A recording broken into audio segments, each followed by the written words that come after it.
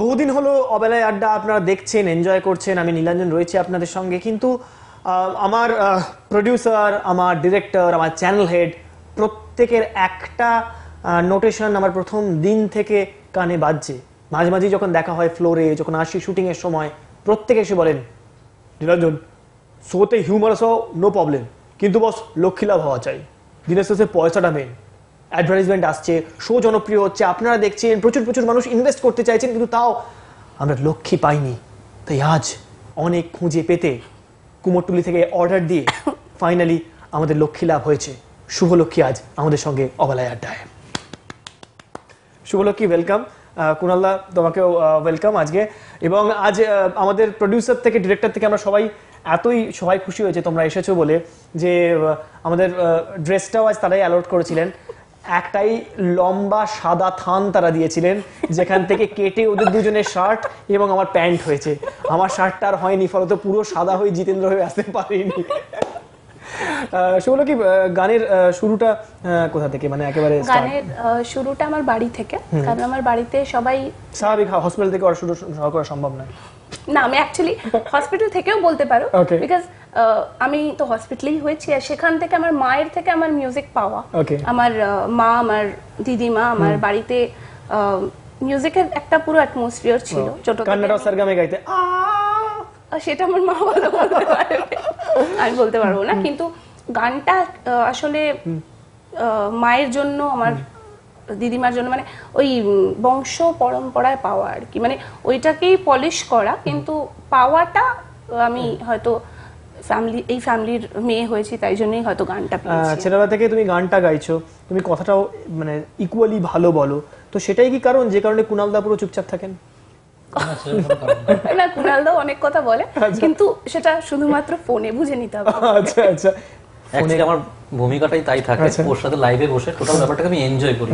আমার কাজটা হচ্ছে শুধু বাজিয়ে যাওয়া। না, এটা অ্যাকচুয়ালি ঢাকার জন্য বলতো। কুণালদা, আপনি এবং আপনার ভূমিকা যে এনজয় করেন সে তুমি পরিষ্কার বুঝতে পারছি। শুভলক্ষ্মী, একটা গান দিয়ে শুরু, গানটা। হ্যাঁ, একটা গান দিয়ে শুরু করি, চলো। আমি বাংলায় গান গাই, আমি বাংলার গান গাই, আমি কে চিরদিন এই বাংলায় খুঁজে পাই। আমি বাংলায় দেখি স্বপ্ন, আমি বাংলায় বাঁধি সুর, আমি বাংলার মায়া ভরা পথে হেঁটেছি এতটা দূর। বাংলায় আমার জীবন আনন্দ, বাংলা প্রাণের সুখ। আমি একবার দেখি, বারবার দেখি, দেখি বাংলার মুখ। আমার সঙ্গে তুমিও গাইবে? আমিও ফিলিং ইমপ্রেসড। আমার ভিতর বাহিরে, অন্তরে অন্তরে আছো তুমি, হৃদয়ে জুড়ে। আমার ভিতর বাহিরে, অন্তরে অন্তরে আছো তুমি, হৃদয়ে জুড়ে। আমার ভিতর বাহিরে, অন্তরে অন্তরে আছো তুমি।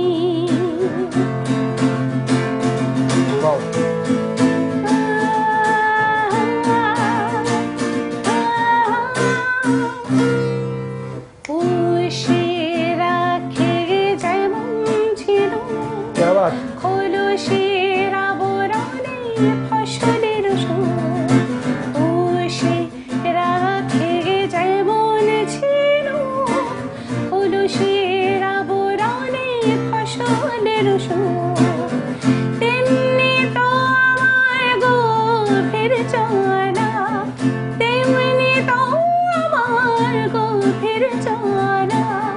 মরমের মূল পথ ধরে, আমার ভিতর বাহিরে, অন্তরে অন্তরে আছো তুমি।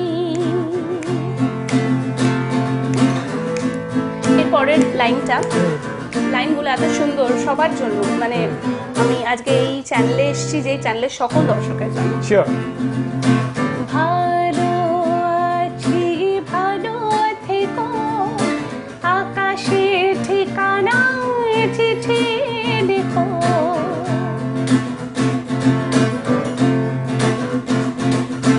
ভালো আছি, ভালো থেকো, আকাশে ঠিকানায় চিঠি লিখো।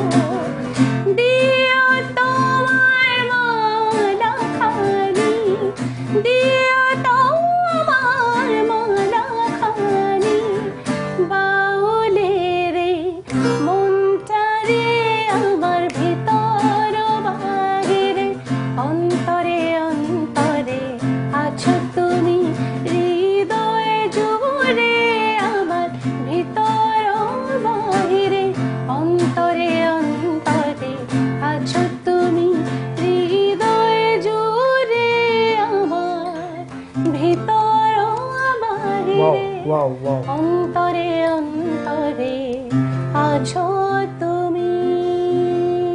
क्या बात है, ব্রিলিয়েন্ট ব্রিলিয়েন্ট, এক্সেলেন্ট। শুভলক্ষ্মী, একটা প্রশ্ন রয়েছে তোমার জন্য। তোমার গান করে ক্লান্তি দূর। শুভলক্ষ্মী, তোমার গান অসাধারণ, করে ক্লান্তি দূর। ব্রেকের পর ফিরে এসে জানবো শুভলক্ষ্মী কাকে পরিয়েছে সিঁদুর। শুনতে থাকুন, এনজয় করতে থাকুন, দেখতে থাকুন অবেলায় আড্ডা, সঙ্গে আমি নীলাঞ্জন।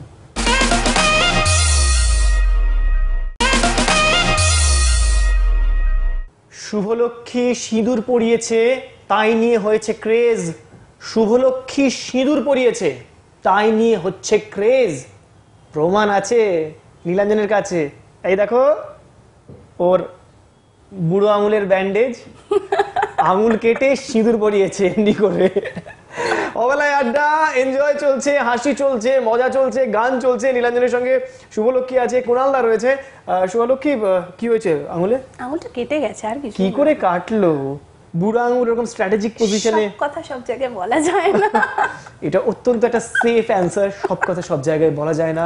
বিশ্বের আদি থেকে যত অনুষ্ঠান হয়েছে সেখানে যে যে বিষয়ে কথা বলতে চায়নি সেই বিষয় নিয়ে বলেছে সব কথা কি সব জায়গায় বলা যায়।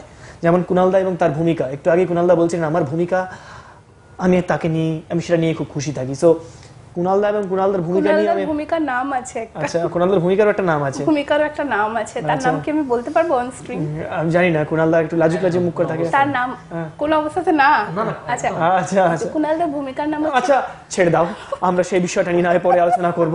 কুণালদা এবং তার ভূমিকা আমরা জানবো ধীরে ধীরে প্রকাশ্য। কিন্তু তার আগে শুভলক্ষ্মী, এখন প্রচুর স্টেজে পারফর্ম করছো, অনেক জায়গায় অনুষ্ঠান করতে যাচ্ছ। এই মুহূর্তে যারা সার্কিটে তোমার সঙ্গে রয়েছে, কাকে সব থেকে বড় প্রতিদ্বন্দ্বী বলে মনে হয়? আমার চিরকালই ছোট থেকে আমার নিজেকে নিজের সব থেকে বড় প্রতিদ্বন্দ্বী মনে হয়। মানে ব্যাপারটা কিরকম, যে আমি যদি আমার বেস্ট না দিতে পারি তাহলে সবাই আমার প্রতিদ্বন্দ্বী। তো আমার যুদ্ধটা আমার মনে হয় কি সবারই নিজের সঙ্গে নিজের যুদ্ধটা হওয়া উচিত, যে নিজের বেস্টটা বার করে দেওয়ার বা নিজেকে এরকম ভাবে তৈরি করার যে নিজেকে নিজে কম্পিট করছি আর কি, এরকম হওয়া উচিত। তো কম্পিটিটর, দেখো এখন যদি কম্পিটিটর বলতে হয় তো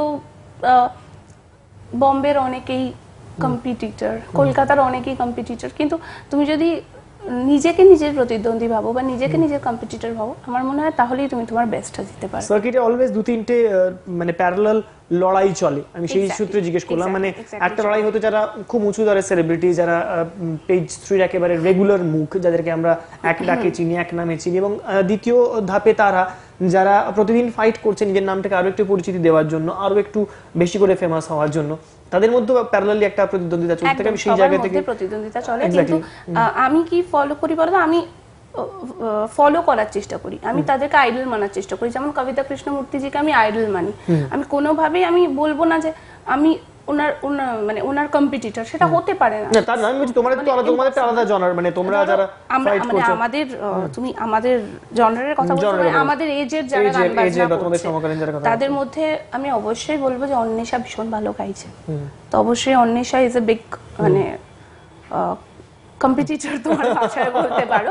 কারণ অবশ্য আরেকটা দিক থেকে দেখতে গেলে অন্বেষার জনারটা আলাদা, মানে অন্বেষা যে জনারে গান বাজনা করে, কিন্তু মানে অন স্ক্রিন এটা সবার যাই না বলার সাহস আছে কিনা বা সবাই বলতে চায় কিনা, আমি ভালোটাকে ভালো বলতে জানি। মানে অন্বেষা সত্যি খুব ভালো গায়, আমি অন্বেষার গান শুনি, আমার ভীষণ ভালো লাগে অন্বেষার গান। ওয়াও, এটা অনেকে স্বীকার করেন না, মানে অনেকে নিজের যারা সমসাময়িক তাদের নাম নিতে চায় না, বাট তুমি অন্বেষা ভালো গায়, অমৃতাদি ভালো গায়, এরা ভালো। মধুরা বোধহয় ভালো গায়। হ্যাঁ, মধুরা মানে হচ্ছে তোমার নীলাক্ষী, এখন নাম চেঞ্জ করে মধুরা হয়েছে।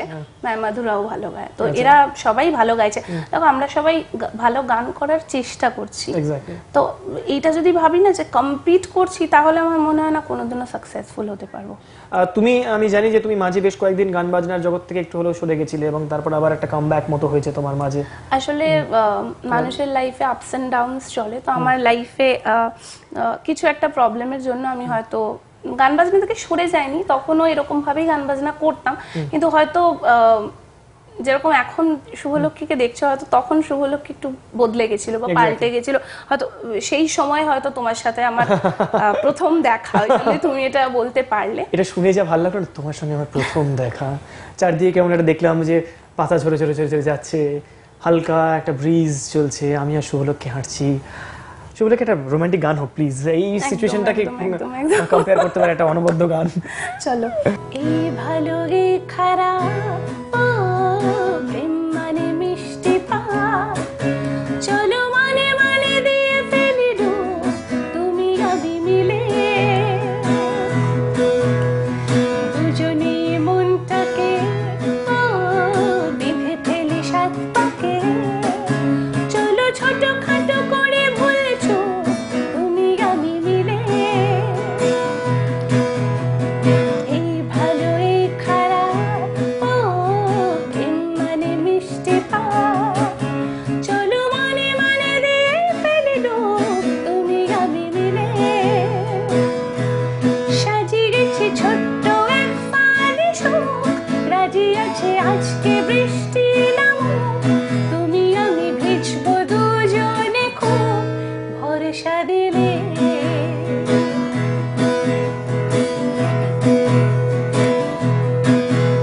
দেখো লাই আকাশ শ্রাবণ, নেমেছে আজ হাজার বরণ মেনে, আমায় শুনে আমায় ডাকো, ডাকো চাদর আমার কাছে টেনে,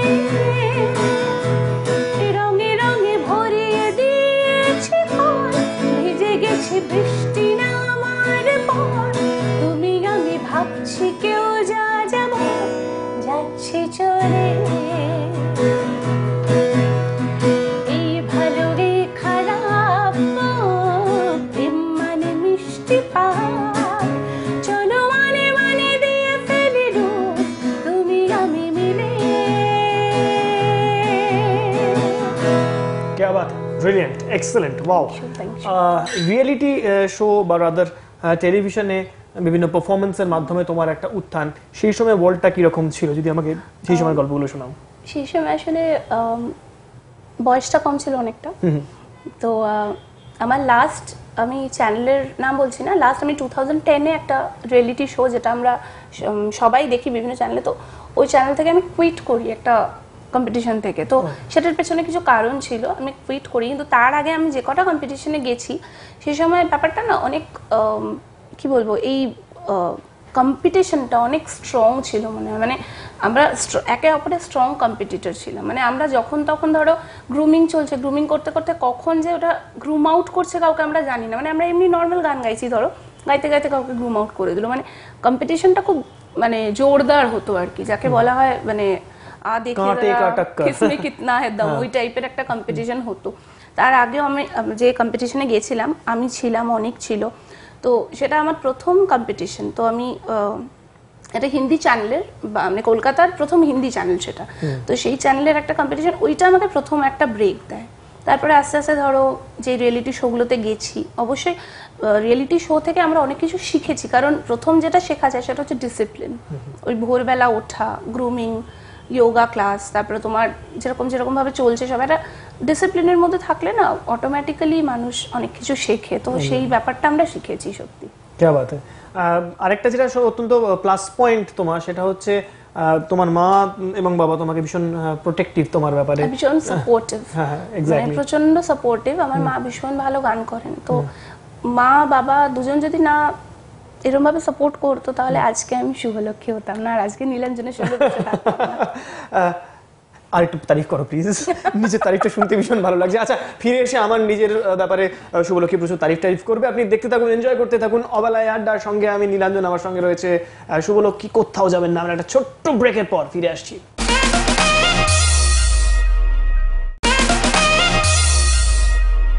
ফিরে এলাম একটা ছোট্ট বিরতির পর। আপনি দেখছেন অবেলায় আড্ডা, আমি নীলাঞ্জন এবং আমার সঙ্গে রয়েছে শুভলক্ষ্মী, সঙ্গে রয়েছে কুণাল দা।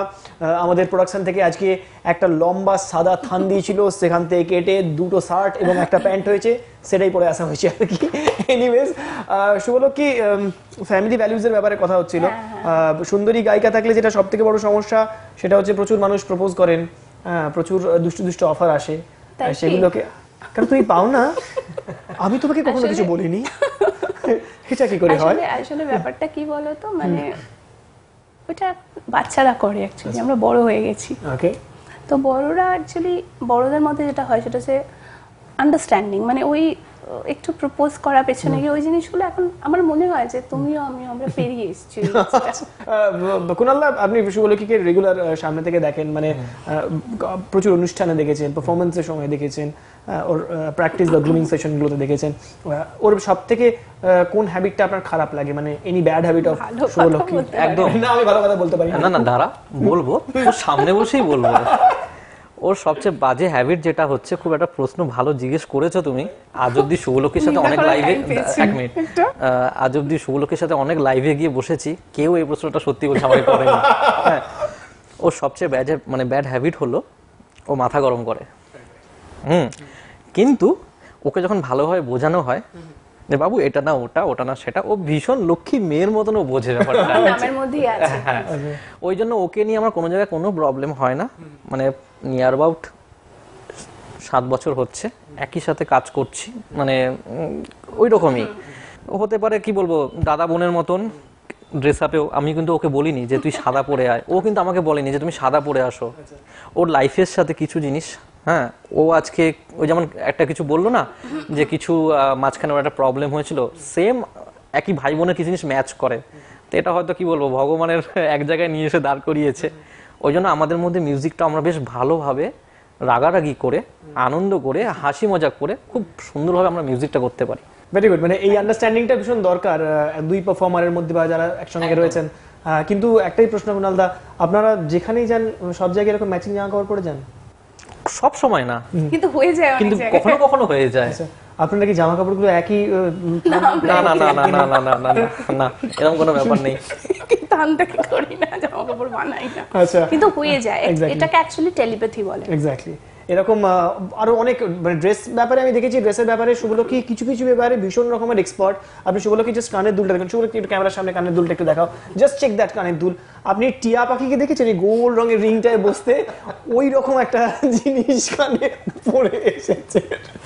শুভলক্ষ্মী আরেকটা গান শুনবো, চলো। अब के सावन ऐसे बरसे है बह जाए रंग मेरे चुनर से भीग तन मन चेहरा तर से जम के मजे करो रुत सावन की घट सावन की घट सावन की ऐसे जम के बरसे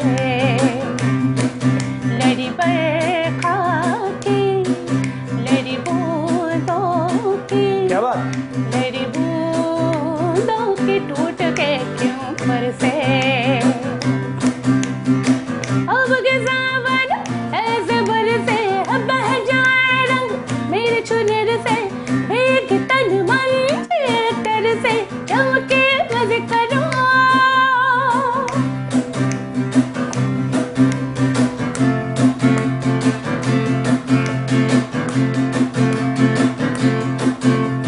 पहले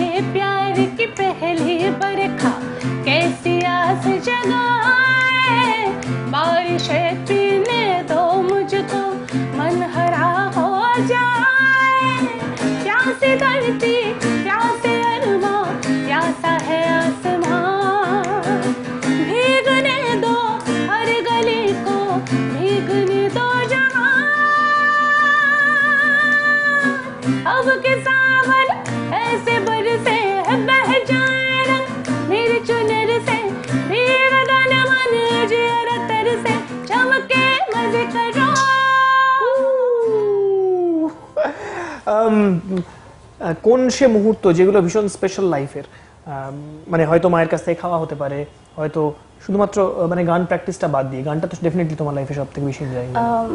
স্পেশাল মুহূর্ত, স্পেশাল মুহূর্ত মানে দুঃখের বলবো না আনন্দের বলবো? ডেফিনেটলি আনন্দেরটাই বলো। অবেলায় আড্ডা আমরা সবসময় খুব হ্যাপি থাকি। আনন্দের মুহূর্ত আমার প্রথম কম্পিটিশন, যখন আমি প্রথম কম্পিটিশনে সিলেক্টেড হই, যখন সিলেক্টেড হয়ে আমাকে আমার প্রথম পর্দায় আমার মা দিদিমা দেখে সবাই, ওটা আমার কাছে সব থেকে আনন্দের মুহূর্ত। সামনে নিশ্চয়ই প্রচুর সেলিব্রিটিকে দেখেছিলে, সেটা একটা খুব স্পেশাল এক্সপেরিয়েন্স ছিল। সেটা অবশ্যই। আর এখন আমার কাছে খুব স্পেশাল মুহূর্ত কিছু কিছু হচ্ছে, কারণ যেহেতু আমি এখন বম্বেতে থাকি, এখানেও থাকি, তো সেক্ষেত্রে আমি রিসেন্টলি অঙ্কিত তিওয়ারির সাথে শো করেছি, তাল্লাত আজিজজির সাথে শো করেছি, তো তাদের আশীর্বাদ পাচ্ছি। আর এইটা আমার কাছে খুব বড় একটা পাওয়া, যে বড় গুণীজন যারা, তারা আশীর্বাদ করছেন, তারা ভালোবাসছেন। একেবারে শেষ মুহূর্তে, আজ আড্ডার একেবারে শেষে কোন গান দিয়ে শেষ করতে চাও? একটা মাইলসের গান গাই, বাংলাদেশের একটা গান গাই। আমি রিসেন্টলি বাংলাদেশ যাব কয়েকদিনের মধ্যেই, তো তাদেরই একটা গান। মাইলস অ্যালবামটা একটা এমন অ্যালবাম যেটা মানে ছোট থেকে শুনছি, কখনোই পুরনো হচ্ছে না। মানে আমি বড় হয়ে গেলাম, আমার মনে হয় আমাদের পরের জেনারেশন যারা, তারাও শুনবে। আমার ধারণা এই গানটা আমার কলেজে আমার অন্যতম ফেভারিট একটা গান। প্লিজ গানটা শোনাও। এক্স্যাক্টলি। নিঃস্ব করেছো আমায় এই নিঠুর ছলনায়, তুমি হিনা এ হৃদয় আমার একাকী অসহায়। নিঃস্ব করেছো আমায় এই নিঠুর ছলনায়, তুমি হিনা এ হৃদয় আমার একাকী অসহায়। পেয়ে হারানোর বেদনায় ছুটে চলেছি সারাক্ষণ, কেন তুমি মিছে মায়ায় বেঁধেছিলে আমায় তখন। ফিরিয়ে দাও আমার প্রেম, তুমি ফিরিয়ে দাও, ফিরিয়ে দাও হারানো দিনগুলো, এভাবে চলে যেও না। Excellent excellent excellent. এইভাবে এনজয় করতে থাকুন, হাসতে থাকুন, আনন্দে থাকুন এবং দেখতে থাকুন অবেলায় আড্ডা প্রত্যেক দিন এই সময় এই চ্যানেলে, শুধুমাত্র ওয়ানে। আজ টাটা গুড বাই বলো। Thanks to Loki, thanks Kunal da আসার জন্য শোতে। ভীষণ ভালো থাকবেন, এনজয় করতে থাকবেন। Tata good by.